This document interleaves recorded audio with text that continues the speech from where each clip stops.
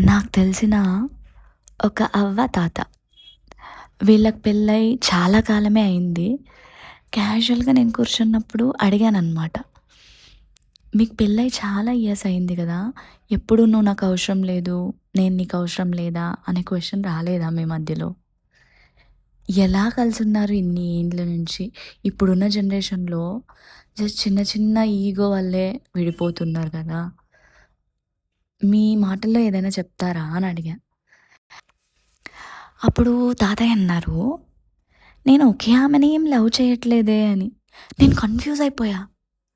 ఏంటి తాతయ్య అని. ఆయన ఇలా చెప్పారు. "నేను పెళ్లి చేసుకున్నప్పుడు తనకు 22 ఏళ్లుంటాయి. నాకు 30. తను అమ్మయ్యాక చాలా చేంజెస్ వచ్చాయి. నార్మల్‌గా ఆడోళ్ళలో చాలా చేంజెస్ వస్తాయి గదా! టైం గూడా చేంజ్ అవుతూ ఉంటుంది. కొన్ని ఇయర్స్ గడిచే కొద్దీ తనకు రొమాన్స్ కన్నా రెస్పెక్ట్ చాలా అవసరమైంది. ఇంకొన్ని సార్లు ప్యాషన్ కన్నా పార్ట్నర్‌షిప్,